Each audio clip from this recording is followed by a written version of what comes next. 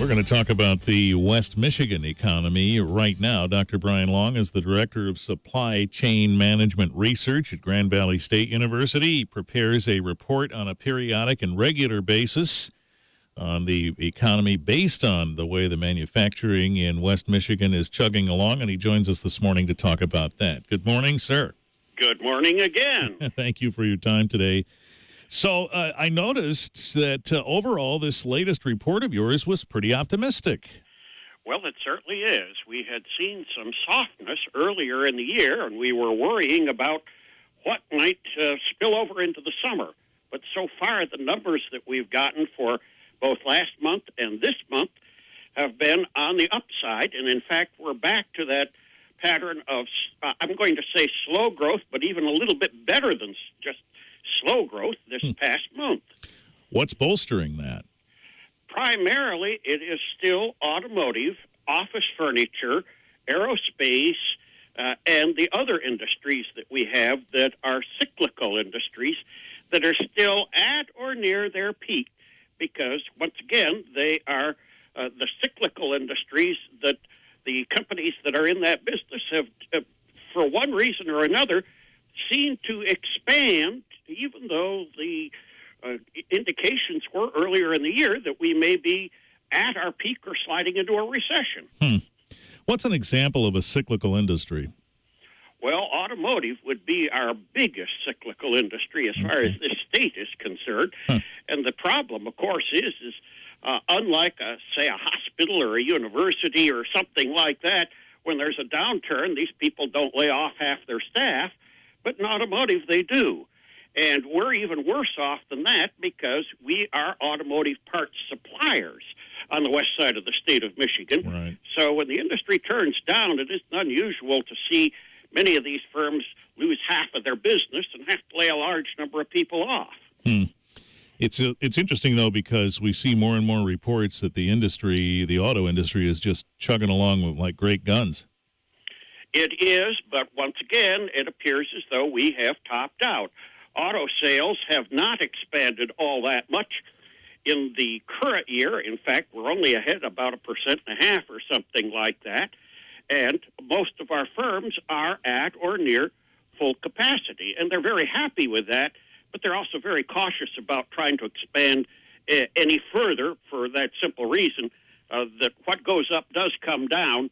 And we can't continue at this pace as far as auto sales is concerned. Yeah, it's kind of interesting because when the auto numbers are down, you say, "Oh well, let's look for some bright spots and an upswing," and then you get the upswing, and you kind of hold your breath. Exactly, it's the roller coaster effect, and try as they would to smooth out some of these cycles. Automotive in particular right now has overrun itself with very generous incentives. I mean, there's incentives up to $13,000 per vehicle right now. And, of course, Chrysler has led the way on that. All the smaller cars that aren't selling right now have huge rebates on them. And, of course, they've gotten back into this subprime auto loan business again.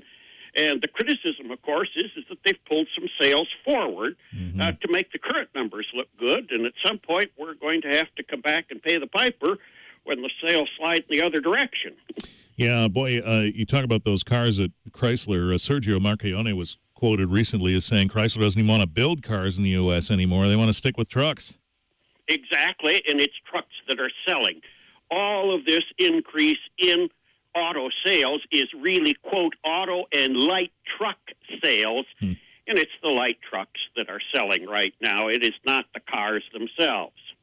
Dr. Brian Long is with us talking about the latest report on the West Michigan economy. We'll pick up where we leave off in just a minute on WBCK. WBCK, we're talking with Dr. Brian Long, the Director of Supply Management Research at Grand Valley State University, keeping an eye on the West Michigan economy with periodic updates on that. You know, your latest report also talked about Brexit, and that whole thing a month ago, everybody was nervous about that Brexit thing, and does that have an effect on West Michigan somehow? Not really, and even if it had, the worst had come to pass, West Michigan is just too far insulated from Brexit, for lack of a better way of putting it. But on the other hand, it was a shock to the system because the pollsters, being what they are, had predicted that the Brexit wasn't going to pass. It did. And, of course, it shocked our stock market into a few very sharp down days, which, of course, we recovered from. And, of course, the worry was that Europe would get drawn into the Brexit itself, and that just didn't happen to be the case. The numbers that came out from Europe indicated that they had just virtually shrugged it off. The numbers out of Britain, on the other hand, did show a downtick, but even then, it's going to be 2 years before anything happens. Chances are the British numbers are going to recover, too. Mm-hmm. Do you see ripple effects of this in 2 years across the globe?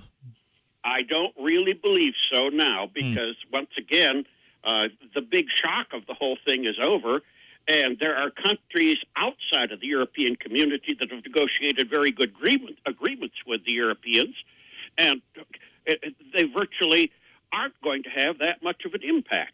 And we don't expect, of course, then, for any of that to carry over to West Michigan. We're just plain too far away. Yeah.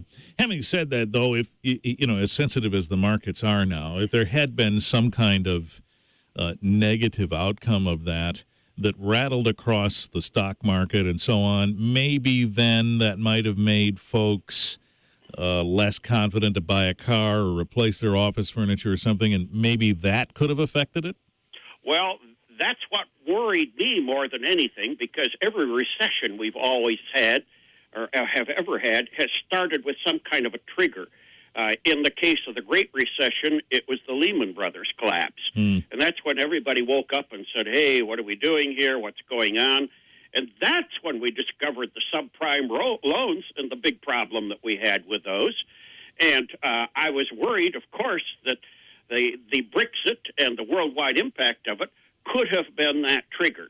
But once again, that just hasn't turned out to be the case. Well, I guess that's good, right?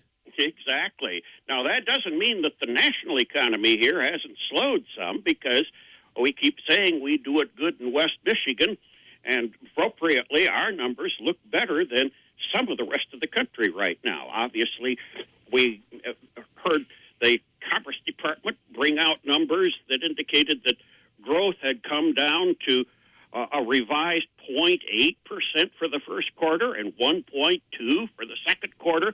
That's very slow growth at the national level, largely because our extractive industries, i.e. oil and gas and mining, and some of those are not doing well because of the low prices. Mm-hmm. But we don't have that much of either the mining industry or any of the extractive industries in West Michigan, so we don't see the impact of that, even though we have a few firms that are suppliers to those industries that say that their business is off considerably. One of them said, it's still slow, but no end in sight, was the quotation that they sent me this last month. All right. We're talking with Dr. Brian Long, who is in the habit of checking in on manufacturing around West Michigan and trying to observe what is affecting that. So it appears some cautious optimism here. We'll talk more about that in just a minute on WBCK. Dr. Brian Long with us, a few more minutes as we talk about the West Michigan economic picture. So the manufacturers give us some reason to feel optimistic, the auto industry leading that. Brexit was not a big deal. What about the employment picture right now? Are more people working? Well, fortunately, our employment index that we collect every month is up. In fact, it's higher than it's been in the last 6 or 7 months. And we've had a good summer so far, but the last numbers that we got in were actually even stronger. Of course, that has resulted in the unemployment rate, as it's reported by the state, falling. In the case of Calhoun County, we're down to 4.4%. Now, that compares with 12.8% that we had in August of 2009 when we were at the pit of the recession. So, again, the situation slowly continues to improve, subject to, of course, the way that the data are collected and the way that the data are interpreted as far as unemployment numbers are concerned. Right, yeah. At one point when we talked, I don't know, last time or the time before, you said we were at full employment. Is that still the way you see it? I still see this as full employment. We can't go very far beyond this and consider ourselves with additional room to go. Yes, we have had unemployment rates that have come out lower than this, but at that point we are at a bubble stage, as we call it, and we don't like bubbles because bubbles break. Right. We have to consider ourselves to be at that point right now that wages are starting to come up, and the other thing that you will see is right out in the middle of the front yards of the smaller companies, they will have signs that say, "We're hiring." And when you see that, it's a pretty good indication, anecdotally, that we are at or near full employment. If they can't find people such that they have to put signs up and take aggressive measures, then they must be having trouble, is the perceptive. They are indeed, and the next stage that I look for, they're not only going to put the sign up, but they also will put up how much per hour they are willing to pay. That's the final stage in this step that you see. Others, of course, are aggressively looking for places to find people. They call the junior colleges and the technical programs all over the state. I have one company in Grand Rapids that actually said they cannot expand because they don't believe that they can hire the right people trained to do the machining jobs and the welding jobs and that type of thing that they need. Well, that has to be a major consideration when you're trying to decide about that. We need to change our education system to reflect the 21st century jobs that are available out there. Mm-hmm. And by that I mean they are not four-year degree jobs, they are technical jobs that we teach at the junior colleges, that we teach in the vocational education programs. Those certifications, such as certified welder, CNC operator, all of those are in short supply right now. We've got 80,000 jobs in Michigan that we still can't fill. And that's the reason, one of the big reasons, that our median income isn't going up. We can't find the people to fill the job. Interesting. Running out of time. But is the biggest criticism of the unemployment numbers that those who have given up are not calculated in that? That is the big criticism, exactly, because these people have become discouraged. Now, some are baby boomers that have just decided to retire early. Some are two-income families that have said, for what it costs for daycare, transportation, and all that, it isn't worth it to work for a minimum wage job. But others are just plain discouraged. They just say, I've beaten my head against the wall out there. I can't find a job. But very often, these are those unskilled workers, of which we needed a bunch of them 10 years ago, and we don't need that many unskilled workers in today's workforce anymore. All right, Dr. Brian Long is the Director of Supply Chain Management Research at Grand Valley State University and monitors the West Michigan economy and joins us with a report at times, and that report gets disseminated regularly, and so we appreciate the perspective on that. We'll see how we do when we talk again, if we're still humming along like we are now. I'm sure that the odds are now we will be humming along well for at least the foreseeable future. All right. Well, if there was a positive note on which to end, that was it. Thank you, Brian. We'll talk again soon.